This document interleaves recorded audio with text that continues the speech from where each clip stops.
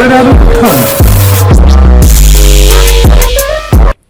Welcome to Straight Out of a Comic Book. I am your host, Will Pharaoh, and we are here to talk about all the comic book stuff that's been going on this week, from the Marvel news, movies, television shows. You know how we do. What we're doing, though, is I'm going solo dolo on the show today. Trying out something new, seeing how y'all rock with it, going solo dolo, man. You know, just to be transparent, I always like to be transparent with my people that watch the show. Always kind of nervous just to have it be me. I always like to kind of share, have people be a part of stuff and everything like that. But sometimes, you know, just overthink a little bit and feel like, you know, you kind of turn that into a crutch a little bit, and that makes sense, you know, and you feel like, oh, okay, well, since that's what people are used to, we got to have a show like that and stuff. And it's like, no, man, this is your show. So go for it. Go for it by yourself, talk your shit, and then let's see what the crowd say. But I think y'all gonna rock with it anyway. So we're gonna get this thing cracking. We got a lot to talk about today. We're gonna be talking about Deadpool and Wolverine. We got more Marvel news coming up as well. Got a couple of other things going on in TV. And then I'm gonna be giving you also my top picks today. We're gonna be talking about some of the top picks and what to watch this weekend. What to watch this weekend, what to watch this week. My suggestion on what for you to check out this week. I think, you know, a lot of people always talk about, you know, like they, you know, value the opinion of how I come up with things and how, you know, like I always give reviews on certain stuff. So I was like, you know what, let's make it a thing. But let's start off first with talking about, of course, a great holiday for comic book fans. And that is Star Wars Day. So it is May 4th, and may the 4th be fucking with you today. Whether you are a Jedi, whether you are a Sith, Stormtrooper, Imperial soldier or general, tech support on the Death Star, riding them little bikes out there on Tatooine, or you just sick of Anakin and his bullshit, happy Star Wars Day. Star Wars Day is definitely celebrated by a whole bunch of fans of the lore of the culture. And then shout out to Shanae that's watching this live. I appreciate that. Y'all fucking with the setup and everything like that. Definitely appreciate it. You know, trying to make something work. We're going to keep it building and keep it growing as we continue to be making content. So definitely appreciate that, and those that have contributed to the setup. So I really appreciate that. But yeah, it is May 4th. It's Star Wars Day. A lot of stuff has been happening with Star Wars as far as from the good and the bad, you know. So we see that The Mandalorian is supposed to be having a movie coming out. Bad Batch just wrapped up their series finale, and it was a tearjerker. A lot of folks from the Star Wars lore were, I don't know if they were, I know tears were had. Tears were had. I don't know if that's a good thing or if it was a bad thing. I don't know if it was happy tears or kind of mad tears, but it seems like it was a great send-off for the Star Wars people, from what I'm seeing. And from what I'm also seeing, is my hairline uneven? Wait a minute. I feel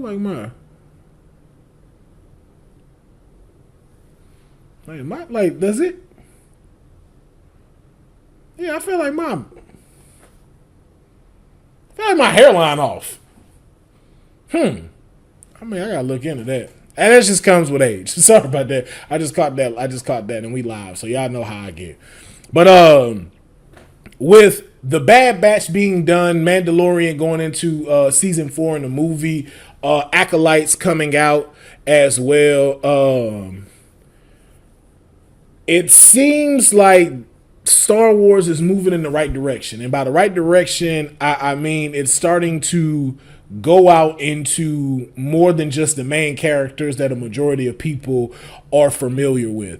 And one thing that I really feel like Star Wars should consistently keep doing, that I think has been a great job, is focusing on the underworld of Star Wars.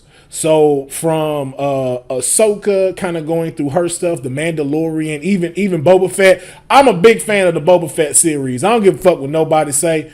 I know it has gotten a lot of backlash, but I thoroughly enjoyed Boba Fett. It felt like the Wire of Star Wars, and I would love to see a second season. Turn it up, like turn it up. Like I know it's just a tad bits on the slow side. Turn that stuff up, man. I want to see cocaine being sold. Whatever they call cocaine in the Star Wars universe, I want to see that. I want to see the drugs being sold. Like the underworld has so much that can be explored in Star Wars. I really feel like they should focus on that. Like especially like with the new video game that they're coming out, the open world Star Wars Outlaws. Like make that the focus now of these shows, even some of these movies, if you're going to start coming out with movies again. But if you don't, I particularly prefer stick with the Star Wars lineup. Like continue that full Star Wars story as the movies and give me shows that focus on the other world. Oh, you know, and like Tetsuya on the live stated, they move spice, kind of like the movie Dooms. They move spice. Man, I want to see spice being moved. I want to see those trades happening, man. I want to see more than just, you know, Jabba the Hutt's gang and stuff like that. Like, show me all of the underworld of Star Wars. You know what I'm saying? Like, you have a great chance for us to really see a lot of those things come to life. And I really hope that, like, from looking from the different perspective of, like, the acolytes, from looking at, you know, the Siths and everything, from really just getting from these main characters we know and giving us the lifeblood of the universe. Like, what is the trades of the universe? How does everything work? You know, and for myself, I know a lot of people may not agree with this and stuff. I want to see more of the political royal hierarchy side of Star Wars. I want to know how the Republic works. I want to know how the Imperials work. Like, could you imagine a House of Cards, but Star Wars? Could you imagine that a House of Cards TV show where you have someone who is now trying to be the assistant to the Imperial King? You know, oh man, I always forget his name. You know, Execute Order 66. Him, Palpatine. I'm sure Palpatine is not around no more, but like their high ruler. I would love to see a political drama focused around Star Wars. You know, I've seen it from like, and you see like little pieces in it, but just imagine the political side of Star Wars. I just think you have so many options that you could do. Like even to the point of even from the point of what is it? Racing. Give me a Fast and Furious. You know what I'm saying? Give me a Fast and Furious Star Wars. You know what I'm saying? You can tell, yeah, and you know, like to the fans in the chat, like they said, there's so many stories that could be told in Star Wars. Like you've done a great job of creating a galaxy far, far away. Give me more of the galaxy. Give me new planets that y'all talk about in the books and stuff. Like, give me more of that. I don't even mind you getting away from Jedis. I don't need a show that always shows a Jedi. If I'm just being honest, you could give me a full show where no Jedis are represented at all. Unless it's like, you know, if you're doing a political thing, you got to go talk to the High Council, stuff like that. But I don't always need to see a lightsaber in the show at all. That's all I'm saying.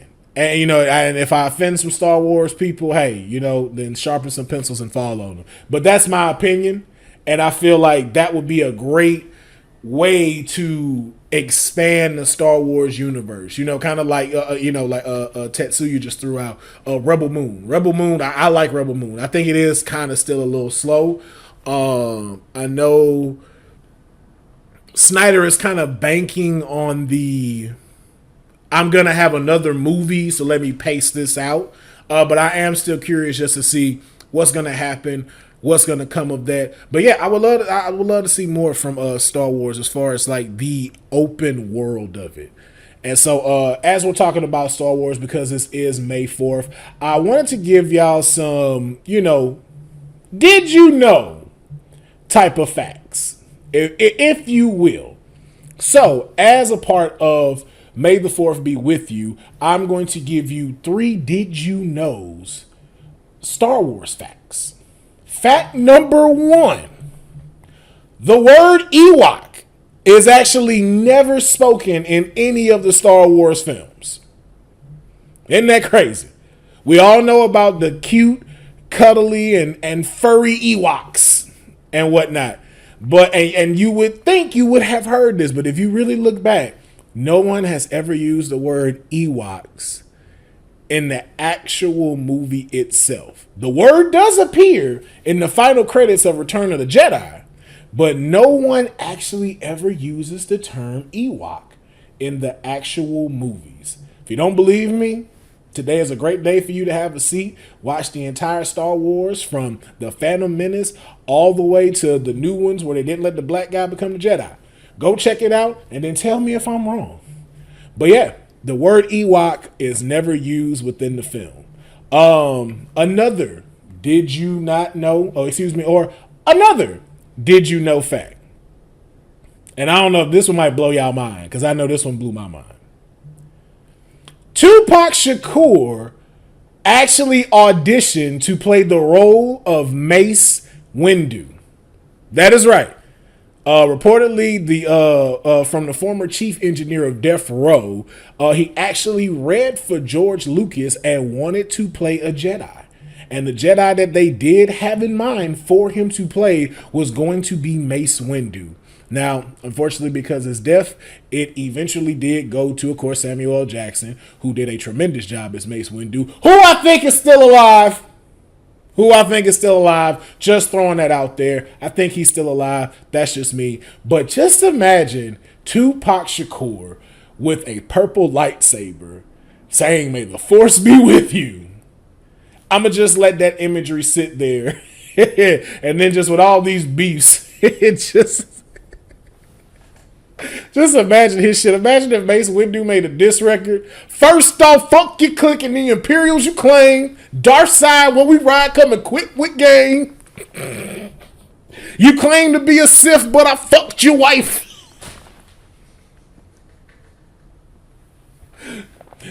Don't mind me. Don't mind me and don't judge me. Oh man. Just imagining with a saber. West side, you already know how we ride. Representing that Tatooine.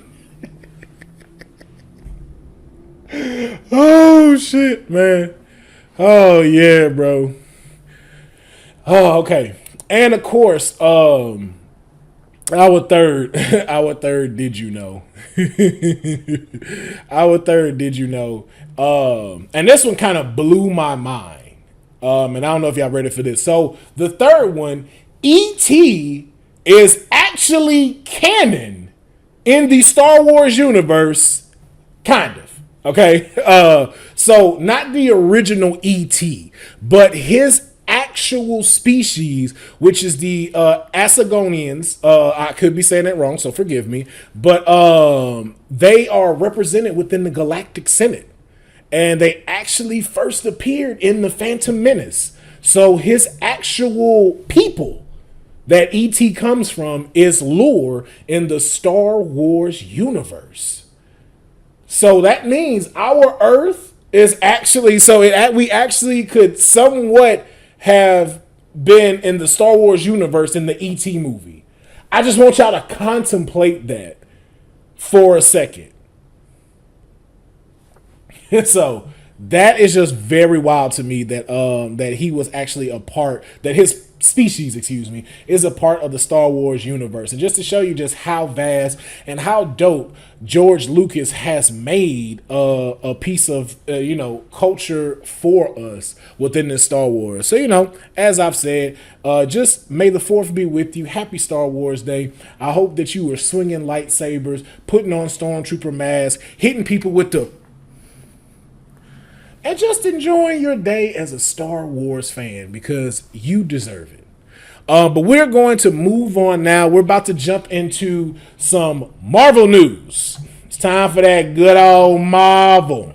All right. Now we all excited for Deadpool and Wolverine, which was originally supposed to drop this week. The original release date was set for May 3rd, so it actually is supposed to be out right now. But, you know, we still gotta wait 2 months. But hey, from the stuff we've seen in the trailers, seeing Wolverine in the iconic suit, I don't mind waiting another 2 months just because I know Ryan Reynolds is going to deliver something great with the third installment to the Deadpool franchise. So I'm not pissed about it. I'm just excited to see it, and I can't wait till I believe July 26th for it to come out.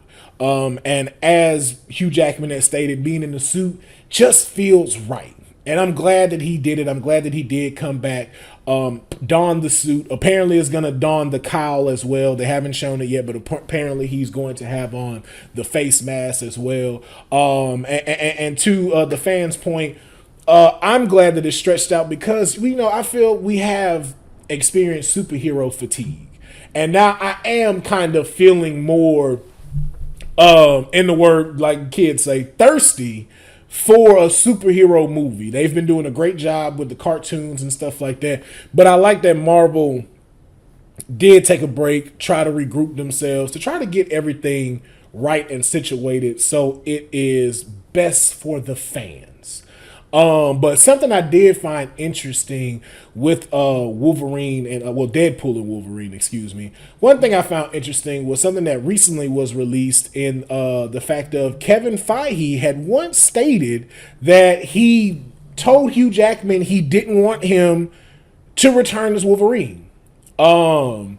Which isn't very shocking. And just to give context, the reason why he had stated that was because of the success of Logan. He had one of probably the top 3 best endings for a superhero. Okay, you got your Iron Man with doing the snap and finally saving everybody and kind of in a way fixing his wrong. And then of course from Logan, being one of the top actors to have played a comic book character for so long, for over a decade. I think probably almost close to knocking on 10 now if we're being over 20, over 20 if we're talking about it. But to hold records for that and then to have such a phenomenal ending to this Wolverine character with Logan, Kevin Feige kind of had a point with not returning and not being, revising the character anymore because you gave it a great ending. Like it didn't need to come back. But I will say if, we always talk about the what if someone comes back. Same thing we did with the whole Tony Stark thing. Like if Tony Stark comes back, which if he does, it just needs to be in Secret Wars in some kind of way or presence and everything like that. It doesn't need to be at a full capacity. Like, Robert Downey Jr.'s Iron Man was a perfect portrayal and it had the best ending. Let him lie where he is. But for Wolverine, we did have some things that we wish we would have saw, and we are getting that. And it just really goes to show you too, comic book superhero suits are everything. Like we wanted it for the suit alone. Like the fact of, just because we get one more chance to see him in the suit, we don't mind you coming back. And I think they picked a great way for him to come back, which is to do Deadpool and Wolverine. Because of how much the Deadpool character has mentioned him, how many Easter eggs that he's thrown in there about him, I think this is when you give that one exception, kind of like they've been trying to find with like Chris Evans Captain America and how he could come back. You always had that one exception that works well. And Chris Evans said if it was written right, he would return. But that is kind of a difficult thing to do with certain characters. But I think in Wolverine's case, they found a very great way to have him come back. And just from the trailers that we've seen, I'm excited. I'm excited for it. And then just because of the history that Kevin Feige and Hugh Jackman has had as playing this character, it says a lot about him. Like as you can see in the image to my right, that's Kevin Feige on the original set of X-Men from the X-Men live action movie in 2000 with Fox, Century Fox. So he's been a part of the Marvel live action MCU in a way since, damn near since its beginning. Like even to the point where, at the time, the director, I don't know if it was Brian or Ryan Singer on the first one. I can't remember at this time right now, but one of the things on set was they didn't want them reading any of the comic books. No comic books they didn't want them to read it. They didn't want that lore. Kevin Feige would sneak comic books to Hugh Jackman so he could learn a little bit more about the character of Wolverine. And so I just, the history that they have with one another, it runs so deep, and it's just to show like how much input and how much dedication has been given to this Wolverine character. It's just, like roses have to be given, and I can see why Kevin Feige would feel the way he felt about, you don't have to return. And I felt the same way, but I am glad to see him back. In just his particular case, but I would like to see more versions of different actors playing these characters. So it's like, give me someone playing a different Iron Man. Give me someone that is going to play a different Wolverine moving into the future. Like the fans say, the multiverse saga is the perfect excuse to recast the characters, and it should be. It needs to be recast, but don't bring it back with these same people. They've done what they needed to do for that particular universe. And I feel the same way with with Hugh Jackman's Wolverine. If this is the last time we see Wolverine again, then I am fully okay with that, with the exception of maybe seeing him in Battle World one last time. But it's like I'm okay with this because at least it gives us a chance to see Hugh Jackman within the MCU that we see today. Not, being a part of a different universe that's connected to it, the actual MCU, seeing him interact with current MCU characters. That's the only reason why I'm glad to see him coming back along with the suit. Because he deserves that because of how much work that he's put into that. And we are going to keep it moving with X-Men news, and we are going to be talking about X-Men 97. As my nephew like to say, X-Men 97. Whoo! Listen, now this is a spoiler for those that have not watched the recent X-Men 97 episode, which is Tolerance is Extinction Part 1. Let me tell you something. When they tell you a black person can cook, they was cooking with this episode, man. They were cooking with this episode. The fact we only got 2 more episodes left scares me. Scares me because I want more. I need more. And I don't know what's about to happen within these next 2. Just to give like a brief overview, we've come to find out that Bastion was the person behind the Genosha massacre that happened in, I think, 2 episodes before.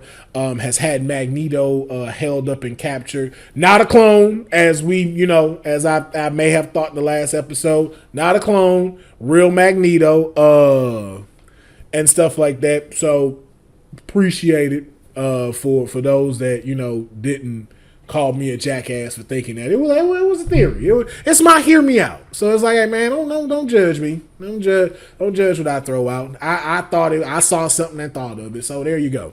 But Magneto's captured, and it seems like there is a plan, and that Bastion has, which is basically to make the X-Men look so bad that the world needs the Sentinel program, and then thus somewhat enslaving the mutant species into building humans a better tomorrow. But like, if the correlations between real life and this show is insane. The So the whole outlook of Bastion is not to destroy X-Men, to enslave mutant kind, to make your world better for you as a human. And then by giving humans powers. I was like, yo, this sounds like something that came from a machine. And for those that don't know, they did slightly alter Bastion's origin just a little bit. But Bastion is the fusion of Nimrod from the previous episodes in the old X-Men 97 before it was rebooted and brought back. And then Master Mold that you saw from the first episode that the X-Men fought together is a combination of those two put together and made Bastion. And Bastion is someone who can talk to technology, can control technology, and is really doing a good job at kicking these cats' asses right now. But what I love about seeing about this episode is how much it sets up. One, to know Bastion is not by himself, but also working along some of the best villains in Marvel, from Doctor Doom, from Zemo. I don't know why I wanted to call him Baron, but from Zemo and so many others who are with him in this takeover is just that. So like that right there, just that small piece. But even to Baron Zemo, that's what it is. It is Baron Zemo. I kept knowing, like, I was finna say Baron Davis, and I was like, well, we know it's not that. Mr. Sinister, to see like all of these people are together with him to make this happen. It's just like, yo, what the fuck is going on? And then to see from the previous episode, Rogue interacting with Captain America and him saying, well, I still have to connect with my team, letting us know that, hey, the Avengers exist in this universe. And then to see all the cameos from Omega Red, to see Spider-Man, which I gotta say, I loved seeing the Spider-Man cameo. And I'm about to say something that is maybe an unpopular opinion. I love the resurgence of X-Men 97. Do not need a Spider-Man 98. I said it. I know people are about to be very pissed off about it.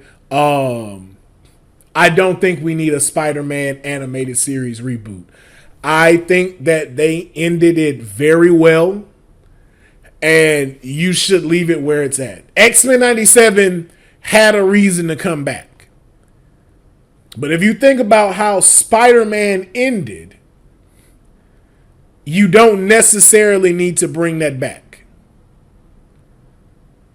at all. Like, we've seen so much, if you really think about it. Like, we've seen Spider-Man fight all his villains.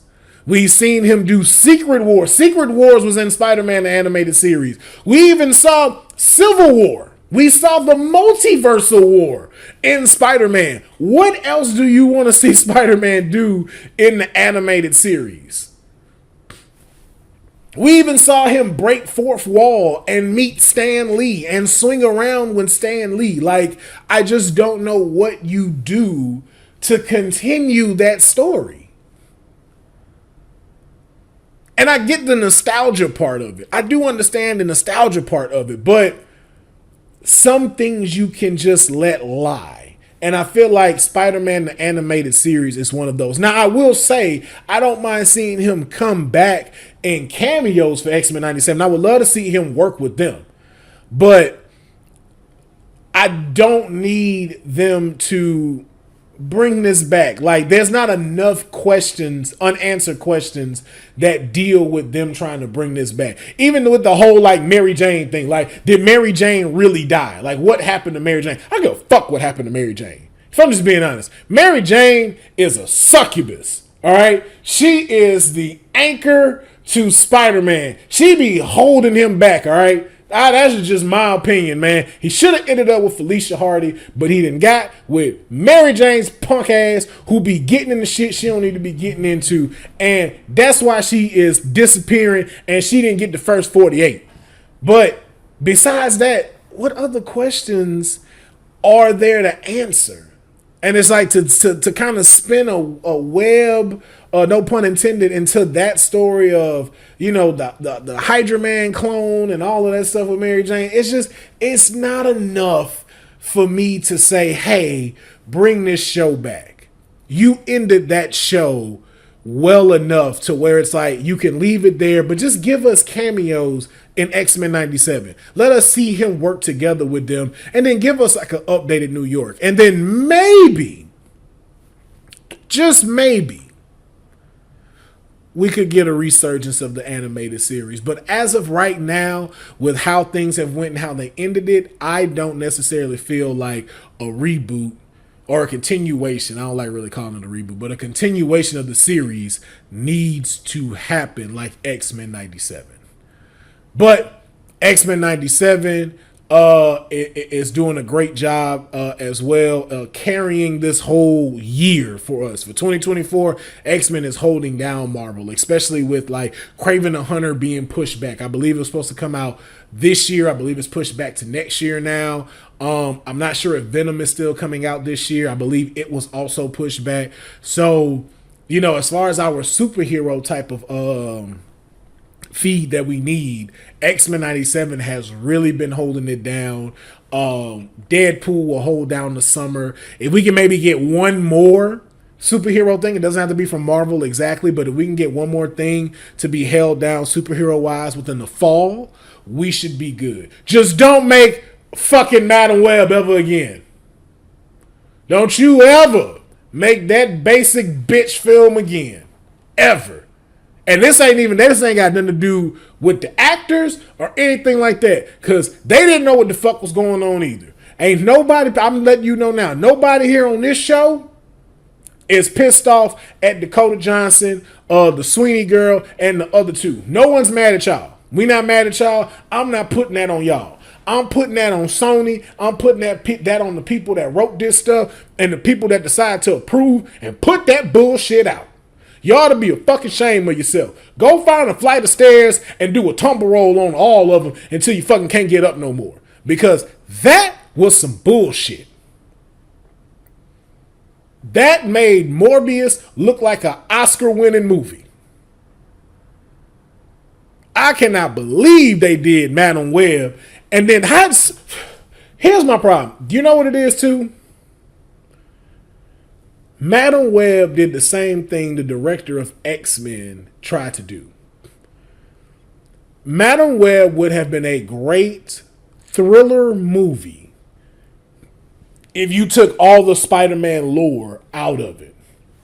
If you would have made Dakota Johnson's character a clairvoyant person who has certain like abilities like super strength and stuff like that to see what's coming from a madman that's trying to take these people out, and even still use the original story you were gonna use, which was Ezel's character, Ezekiel, whatever the fuck his name was, that great value version of Spider-Man,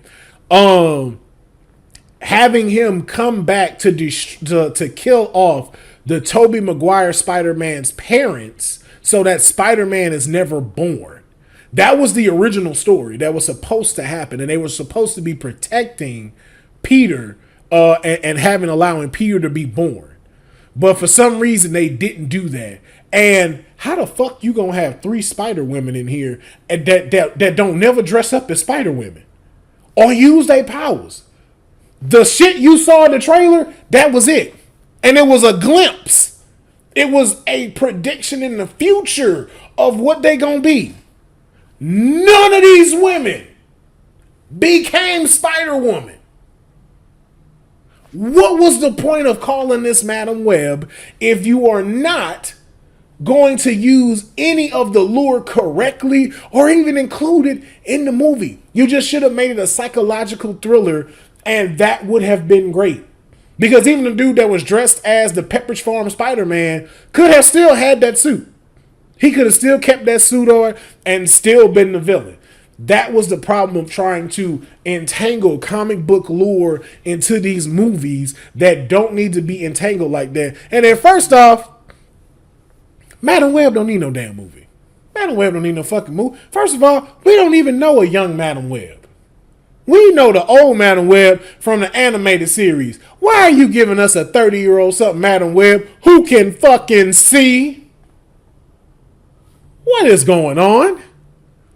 Sony, you messed up with that one. And I feel the same thing with Kraven the Hunter, man. Like, y'all trying to make Kraven this new thing with powers and the heart of a lion, and now he running around like a Thundercat and shit like that. Man, this is why y'all need to give up them rights, Sony, and give that shit back to Marvel. You need to put it back in Kevin Feige's hand, because we sick of this shit. Or hire me so I can show y'all how it need to be done and whatnot, because y'all fucking this up, all right? But you know what they're not fucking up? X-Men 97. I cannot wait for part 2 and part 3, episode 9 and 10. And then that'll be the first season. We don't know if a season 2 is coming back. We did hear, like the creator of the show, well, the showrunner was let go. He was fired from the show. I'm not sure if the rumors are true that because he had an OnlyFans, so it violated like the contract that he has with Marvel. It wasn't over nothing. Supposedly that's what it was, that it violated his contract, and that's why they had to let him go. So that's another reason why, but we'll see. I hope to have another season 2, because if you leave me off like that, I will cancel my Disney Plus subscription.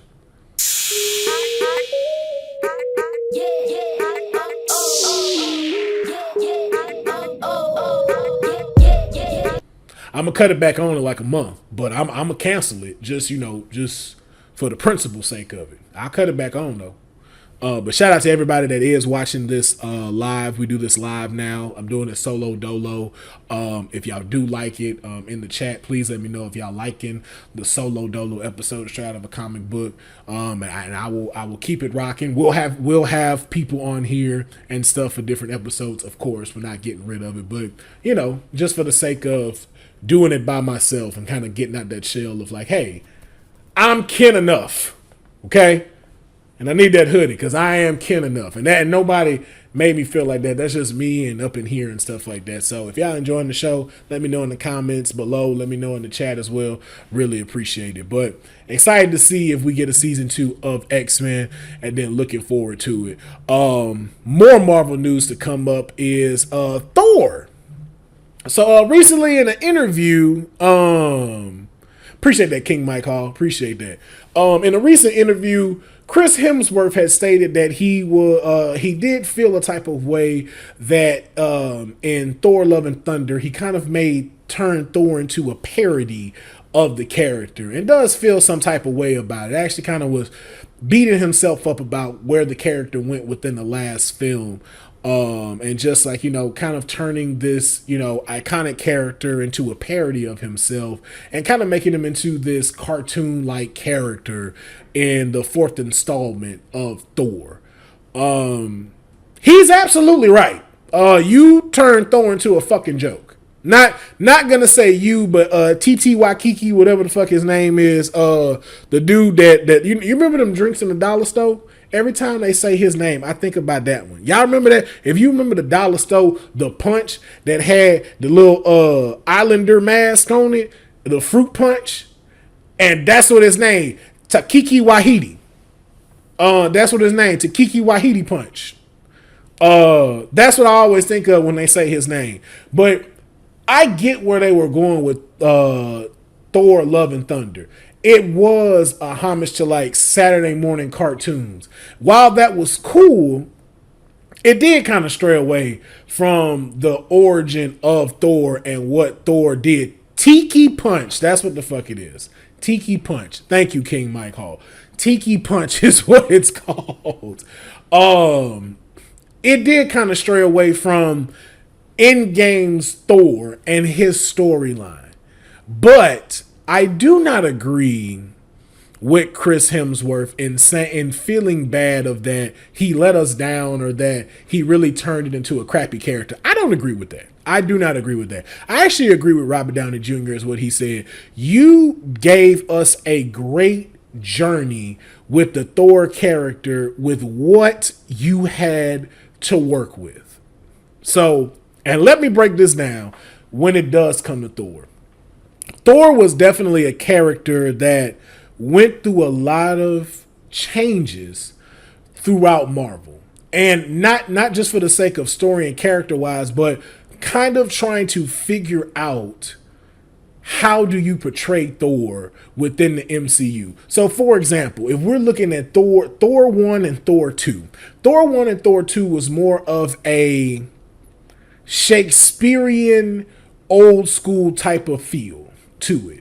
You know what I'm saying? They kind of really went like into the lore of Norse mythology. Even with the jokes that they had between him and Natalie Portman and him and Kat Dennings' character. I think I'm saying her last name wrong, so excuse me. But her character, even that banter was how you would think a Norse god or Asgardian would respond to those jokes, thus giving him this kind of Shakespearean type of appeal. I am Thor, Odin's son, and thou hadst come to the 9 realms to defend thee. Like, that was the feel.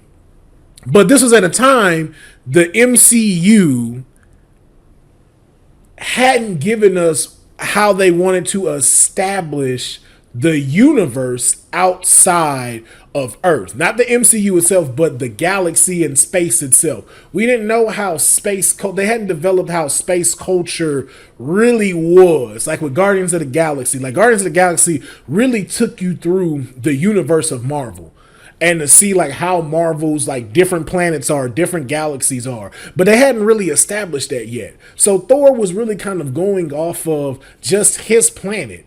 Just him and Asgard. So we didn't really have a chance to develop that. Then Guardians of the Galaxy dropped and they changed the outlook for the entire space, the entire universe. So now it had this more colorful feel. It was a little more lighthearted.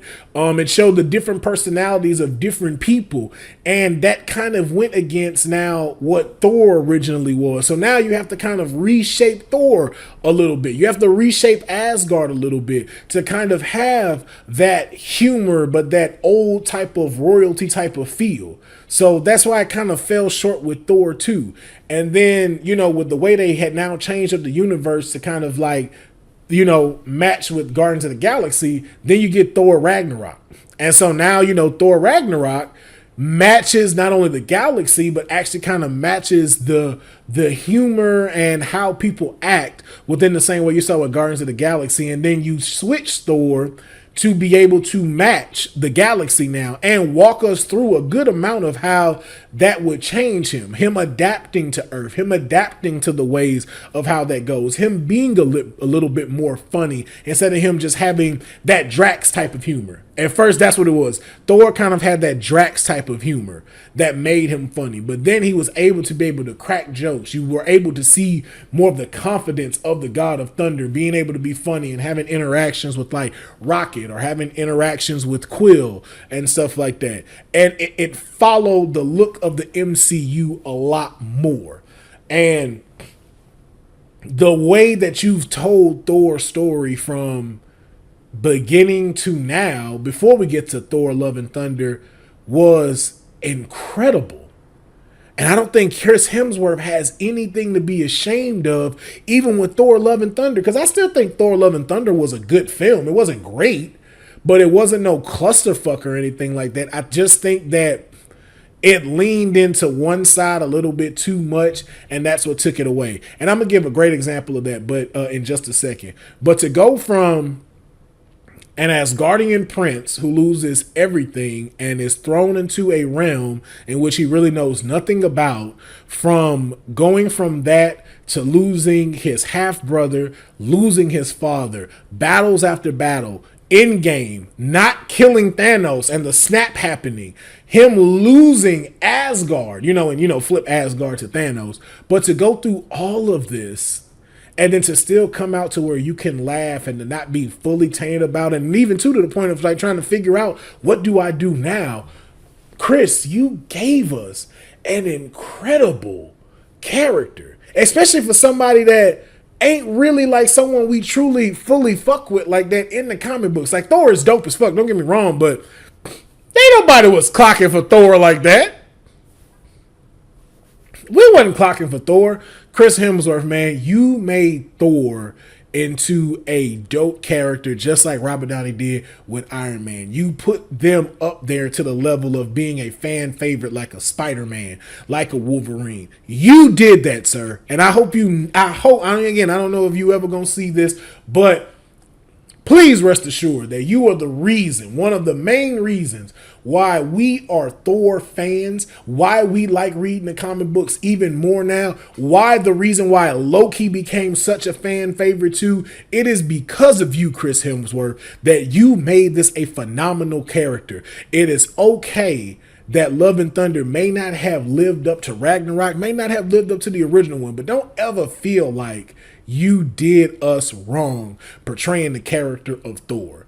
Love and Thunder was kind of like Grown Ups 2.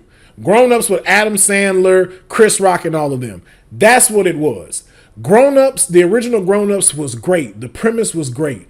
The sequel leaned too hard in trying to make it funny. And that was the problem. It became Grown Ups 2 became this thing of like, okay, we have to throw this little thing in here. We have to throw these little things in here. We have to go a little bit over. They lean too hard into trying to make it funny rather than just writing out a dope story and having these phenomenal comedic actors make it funny. That's where they messed up. You leaned into one thing a little too hard and it took away the essence of what made the movie good. And so that's the same thing that happened with Love and Thunder. It leaned a little too hard into the comedy, and that's what took away its original essence. Now, don't get me wrong. I'm not comparing Grown Ups 2 to Love and Thunder and stuff like that. Like Grown Ups 2 was way better than Love and Thunder. But it doesn't hold the same, like, heartwarming movie feel like Grown Ups 1. You could feel like in Grown Ups 2, you were trying to look for a laugh. You were trying to give us a laugh rather than letting the laughs come organically. And that's what really showed in that movie. You, instead of just you tried to be funny. And that's where you messed up. Same thing with Love and Thunder. You tried to lean into this a little too hard with the colors, with the humor and stuff, because we found Thor funny. Thor is very funny.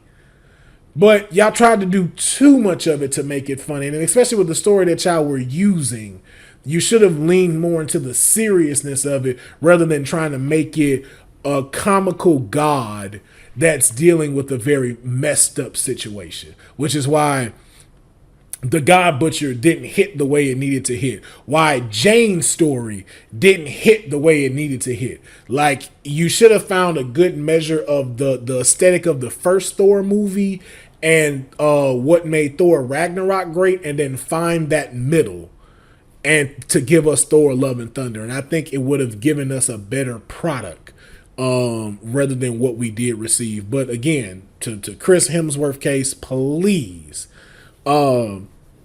don't ever think that you did Thor dirty or we look at you of doing Thor dirty. You gave us a phenomenal performance and gave that character everything it needed. And I'm giving you your flowers just like Robert Downey Jr. said as well, man. Bravo to you. You are a hero to that, and we definitely appreciate it. So, but we're going to move from the Marvel news right now. We're going to come back to it in a little bit. But I want to definitely get into some more television. We still kind of jumping into the superhero thing, but the boys are back in town. Boys are back in town. A new trailer for the boys just dropped for season 4. Man, and it didn't disappoint. It's still the blood, violence, gratuity, nudity, everything that we needed, man. Let me tell you something, man. June is about to be ridiculous for television. Like, when I tell you, we are eating this summer. I'm telling you, like, a lot of people ain't gonna be outside because we gonna be too busy being in the fucking house. We're going to be too busy trying to catch up on shows. It's like, nigga, I don't need no summer body. I'm in the house. You know how much shit coming out this summer? Banger after banger after banger after banger is dropping. Come on, man. But the boys just dropped the trailer for season 4. Second trailer. And I'm excited. I'm not sure if this is the final season or not. That hasn't been confirmed at all. But from the trailer, I'm not going to show it because this does go on YouTube, and I don't want to mess up my monetization with it. So I'm not going to show the trailer in here. But from what the trailer did reveal, if you haven't seen it, and this is a spoiler, so if you haven't seen it, please skip to the next topic. But it seems like Butcher is on a last line. Doesn't look like he has a long time to go. Homelander is gonna be president as well. We also saw some of the cats from Gen V in there as well, and RIP to the cat from the Gen V spinoff, man. Definitely gone too soon, man. An incredible actor. I'm sorry that I can't think of his name right now just off the top of my head, but he played in also Sabrina the Teenage Witch reboot on Netflix. A phenomenal performer, and very sad to see him pass away. He passed away in a motorcycle accident, I believe 2 months ago. And just messed up to see someone so young lose their life and be taken so quickly. So I'm not sure how they're going to spin that in the show itself, but we did see some of the Gen V kids in the trailer. It looks like it's now developing into a civil war between folks who are with Homelander and people who are more against the whole Soups thing and using Starlight as the face for it. New 7 members are coming through, and it looks like they're, the crazies are running the asylum. And unfortunately, this asylum is $1 billion, maybe $1 trillion corporation that they have at their disposal. So the boys got a lot against them. They do have the public. We know we have political figures that are tipping in and out of which side that they're going to be on. I just think it's going to add to another phenomenal season of the boys series, and I can't wait to see exactly where we pick up, what's about to happen, and where they're going to leave us. I do wish. Oh, matter of fact, I'm so sorry. No, I just now realized this is not the final season, because they did actually state that this one would lead into Gen Z season 2, and then season 2 leads into season 5 of The Boys. So they're actually going to bounce back from one another. So we will get another season of The Boys. This isn't the final season just yet. I do remember them stating that earlier when the first trailer dropped. So I do look forward to see what Butcher and the crew is going to bring against the Soups, and just what the Soups are now acting like now that they don't have anyone to monitor them, and that the CEO is pretty much under Homelander's thumb. So it's going to be interesting. I would love for them to drop it all at one time, but I know they're not going to do that. They're going to give us this week-to-week bullshit and have us waiting each day, and I guess that's fine. I guess that's fine. But maybe Amazon will take a cue from Fallout and give us the entire thing at one time. So fingers crossed that it happens. So, but now we're gonna jump into my pick of the week. So this is a segment where I actually tell y'all a show or a movie that is out or coming out that you should check out and see. And today's pick is going to be none other than the Paramount special Knuckles. Knuckles just came out this previous week. It dropped April 26th. I think it's been out for a week now. I love this series. I will say it does have its fall moments a little bit, just because they kind of focus on characters outside of Knuckles. I just want to state that first, just trying to get the bad out the way, and then we surprise with the good. But that's really it. All in all, Knuckles is a great family type of comedy.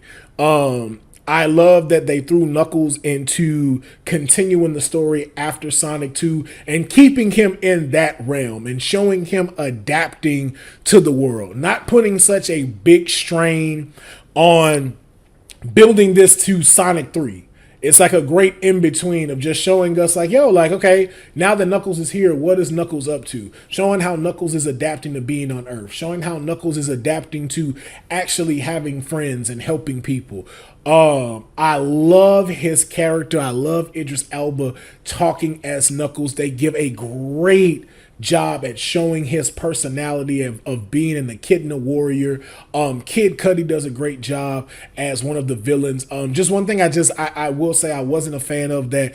I felt like the villains weren't shown enough. Like, I feel like, like, because of, I don't want to give too much away, but I think they had a little bit of an issue finding the balance between Knuckles' story and then the guy's story that he's following, making this a kind of to a buddy film and a buddy show and stuff like that, which was okay, but I would have preferred more of it lean onto Knuckles' story and being chased by these bad guys rather than trying to fulfill what's his face's storyline and everything. Though the storyline is still cool, I would have preferred it to be a little bit more onto Knuckles rather than Knuckles adapting to Weeble's story. So, but besides that, though, it is a great show. It's 6 episodes. It's 30 minutes. You can knock it out in a day on a nice Saturday like this. I don't know if it's cloudy in the area that y'all are in, but it's cloudy right now over here. Great time to get in the bed, jump on the beanbag, get your favorite food or snack or anything like that, and check out Knuckles. That is my pick for a watch for this week. Check it out. Let me know how you feel about it. And I think it helps you get prepared for when Sonic 3 drops. Shadow is in the next film, and he's voiced by Keanu Reeves. So, pardon me. So, I don't know how you drop the ball with Sonic 3 when you got just line up like that. So, check out Knuckles. It's on Paramount Plus. As I said, 30-minute show. Can knock it out real quick. You'll get a great laugh. If you're a fan of the video game, great nostalgia within the game, from the game within the show. It is a overall good show, and I'll give it a solid 7 or 8 out of 10. Good solid show. More on the lines of a 7. I'll say 7, just so I'm not, like this. I'll say a 7. I give it a good 7 out of 10. But check out Knuckles, and then let me know exactly what you think. And last but not least, we are getting into another segment that I like to call my top 5. My top 5 for right now. I'll probably give it a different name, but I want to get into my top 5 list, and that is me just giving you my hear me outs. So it's my hear me out top 5. Now, if you've been watching the blurred news and everything like that, we now know that Giancarlo Esposito is now a part of the MCU. Now, it has not been revealed who he will be portraying within the MCU, but we do know he has officially joined the MCU family. And so for myself, and for the Shroud of a Comic Book fans, I want to give you my top 5 selections of who Giancarlo Esposito could play in the MCU. And I want to start this off first, okay? I want to start this off first, so don't nobody get it twisted. I do not want Giancarlo playing Dr. Charles Xavier. I said it. I do not think he should play Charles Xavier. Okay? I am all for diversifying characters. These are all fictional characters, so we do understand that. I have no problem with redefining characters, but there are just some characters you do not change. Okay? Now, for the sense of, for example, Captain America. Captain America is cool to change because Captain America is a moniker. So anybody could take on the moniker of Captain America, as we saw with Sam Wilson. But now for someone like a Magneto, who is based off of being a Holocaust survivor who can manipulate metal, I don't want to see that story change because that is a origin of this character whose just name, his alias happens to be Magneto. So I don't really want to see that changed. You know what I'm saying? So it's like, even with people that saying that they want to see Denzel play Magneto, it's like, so what? We see them going through the civil rights movement, getting beat up by the police, and then he has magnetic powers. It's like, okay, but that's not the character that we're used to. And it's like, to have to redefine all of that and change all of that, I don't necessarily agree with that. Same thing with Charles. So it's just like how Charles had to move about to even meet Eric is a whole different thing. You have to really literally rewrite all of X-Men in order for Giancarlo playing Xavier to make sense. Because just think about from First Class, he would have never had the access Charles Xavier had. He would have never been spoken to the way Charles Xavier was spoken to. He would have literally needed to manipulate the entire world in order for him to move about the way that he moved about. You also have to now redefine where he comes from money-wise. How did he get all of this money? Where does it come from? There's too many points within Charles Xavier's story that you would have to alter in order for this to make sense. And I'm just not a fan of them altering those two. I don't mind some of these things being altered. Even the Spider-Man. I'm not necessarily saying like Spider-Man need to be recast, but I could see it. But for Charles, I don't necessarily agree with him playing that. So I'm going to give you my top 5 people I think that Giancarlo could play within the MCU. Now, this isn't in no particular order of my top pick to my fifth pick. It is just a random order. My first one, Brother Voodoo. Brother Voodoo. I could definitely, or Dr. Voodoo, depending on how you want to go about it. I could see Giancarlo playing Brother Voodoo. We're going to go by Dr. Voodoo. Playing Dr. Voodoo. I could see Giancarlo playing Dr. Voodoo. Just because of the scope that he is. He's been affiliated with the Avengers. He's also affiliated with having to fight Dracula, so that brings in the whole Blade aspect as well. And then not only that, at one point in the comic books, he actually became Sorcerer Supreme, which ties into Doctor Strange, what could perfectly be placed into the third movie for Doctor Strange, when he has to try to stop these incursions. So I could see him coming to Dr. Voodoo to have to deal with him. And I could see Giancarlo being this figure that people look up to and everything like that. So I could see him playing it. Now on the con side of it, not a strong character to give to such a high level actor.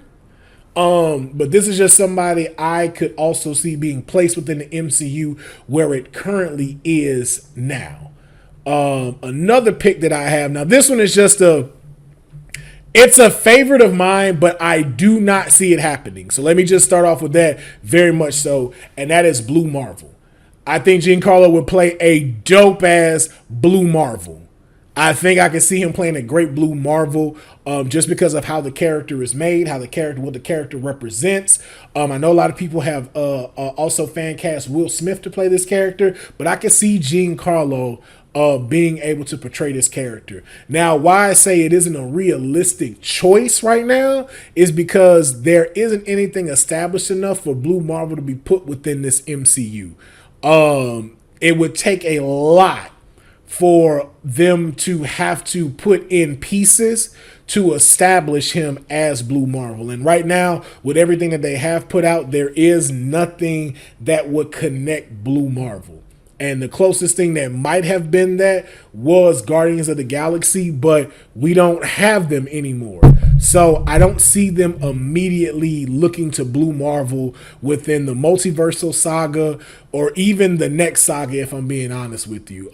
I don't see really Blue Marvel coming up like that, except if you do maybe a Marvel Presents or something like that, where you give him like an hour-long special, as opposed to like Dr. Voodoo, who has already had to deal with one of the people in the Marvel presentation, which was Werewolf by Night, because he's also included into that storyline as well. But Blue Marvel is kind of a stretch, but just because I am a fan of him, I'm a fan of Anti-Man, his villain as well, I wouldn't mind seeing him portraying Blue Marvel.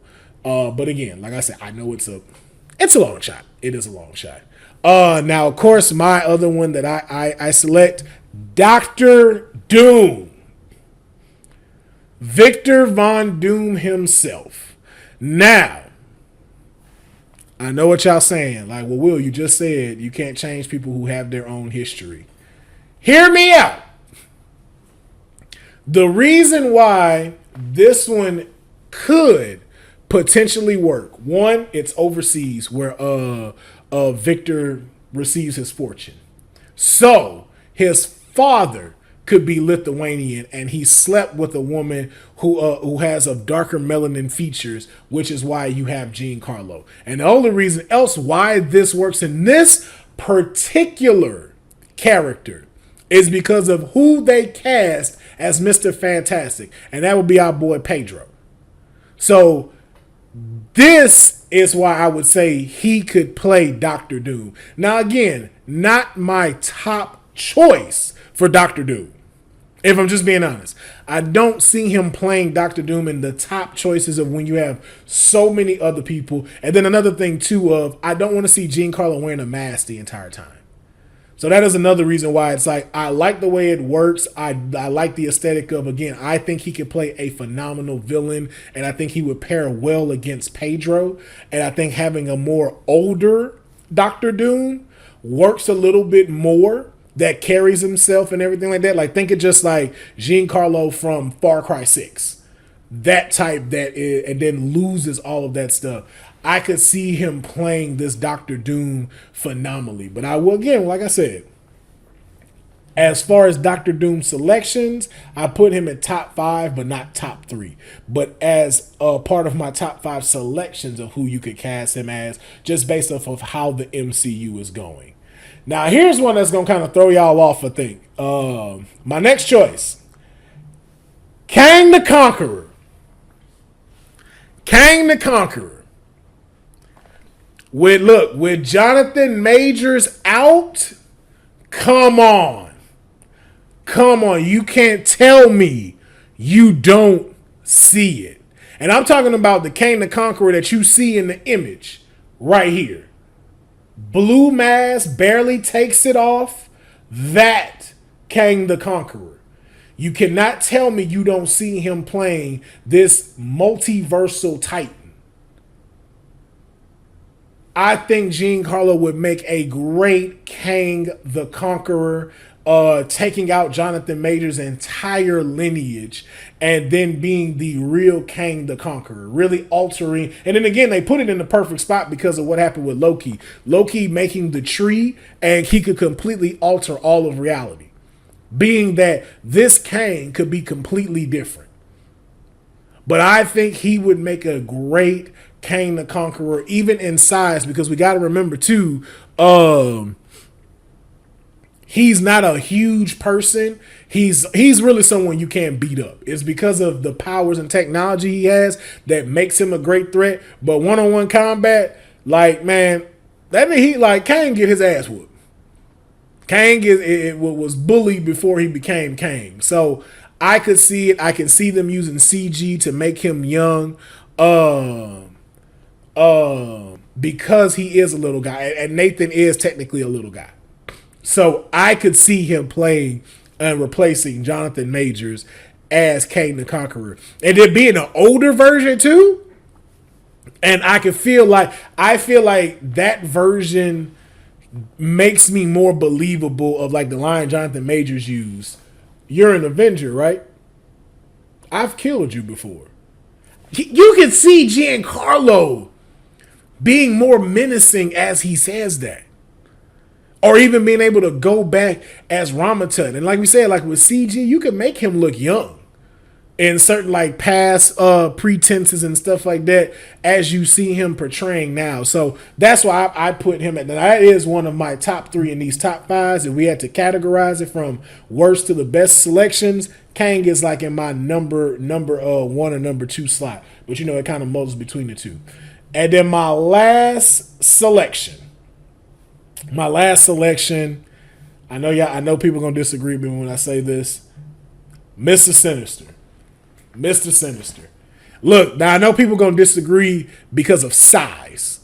Now I know they're going to disagree because of size, because Giancarlo is not a big person and Mr. Sinister is. Mr. Sinister is like 6 foot something.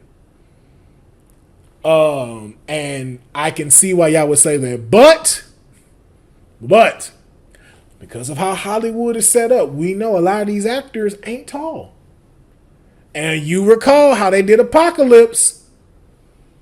Apocalypse was in the movie not a tall man at all.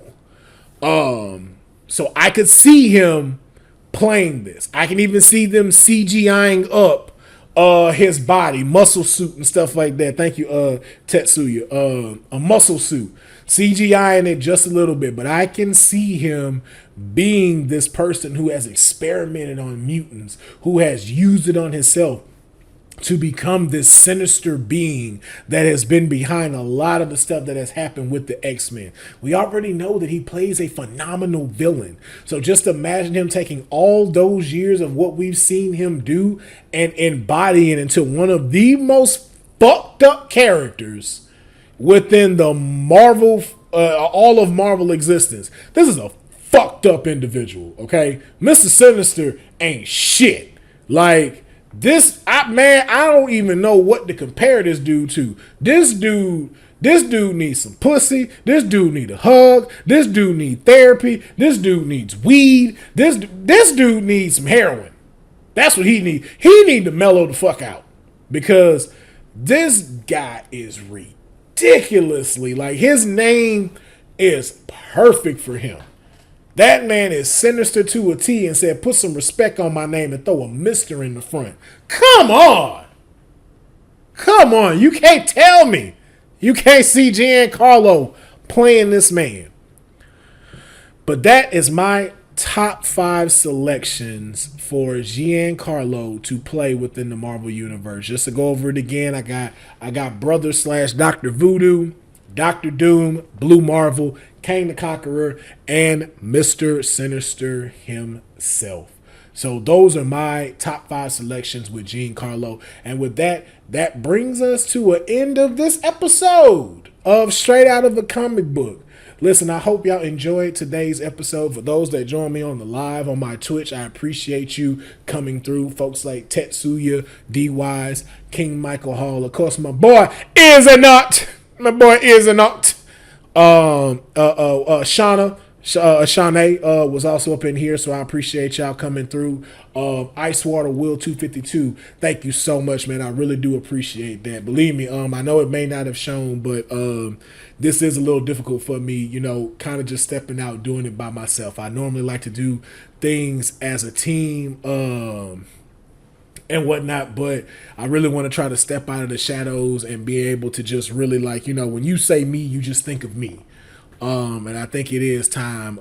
So it's just, I decided to take that leap and just let it be myself, build it outside of just playing video games on Twitch. And so y'all that have joined me on here, I really do appreciate y'all with the feedback, letting me know that this what y'all did enjoy seeing this and stuff like that. I really appreciate it. We'll still keep having guests on here and stuff like that too. So Icewater will, that may actually happen, but I will have episodes where we will have guests. But I like that y'all did enjoy the solo dolo. So because of that, I can produce more episodes out. I got a lot of friends that I enjoy having on here, but they have busy lives. They have a lot of stuff they're doing, and they're flourishing very well. So I really appreciate y'all enjoying this episode like this of me being solo. So you will get more, which means you will get more episodes on a more consistent basis, since I can do this by myself. So I really appreciate y'all rocking with me from beginning to now. And we're gonna keep this thing pushing. So I definitely thank y'all for joining me. Thank you for checking out this episode of Stride of a Comic Book. Let me know in the comments below how you feel about Deadpool and Wolverine getting ready to drop, how you feel about X-Men 97, how you feel about The Boys coming out this summer, as well as watching the Knuckles, and my top picks for Giancarlo joining the MCU. And so, yeah, thank you. Make sure you like and subscribe to my channel. Straight Up a Comic Book will be coming back to my actual YouTube channel. So the episodes will drop on my YouTube channel. We'll have a snippet of it on Arcade Tokens that'll lead you over to watch the full episode on my channel moving forward, as well as the audio version on all podcast platforms. So I'll be updating those to where it is current, with everything. So make sure you keep checking it out. Gonna keep rocking with Stride of a Comic Book on my YouTube. Also checking out being here on Twitch as well. What up? Shout out to Zero. We'll be having more Twitch streams as well. So of course my Wednesday Grand Theft Auto The Fleet. We'll be doing those on Wednesdays. Cooking up some Stir Fry Fridays with Sly Cooper. And then as well as jumping back on Twitch to jump into some gaming, wrestling talk, and everything like that. So I appreciate y'all checking out today's episode. WWE Backlash is on, so I gotta go rock and check that out right now. So I'm not gonna hold anybody else up. Have an amazing Saturday wherever you are. If it is cloudy outside, if it's sunny outside, go take a drive. Go eat your favorite meal, have your favorite snack, do something for yourself today. I am sure you did an amazing week and you deserve it. So make sure you go take care of yourself today. I've been your host, Will Pharaoh. Thank you so much for checking this out, and I will catch y'all next time. Peace.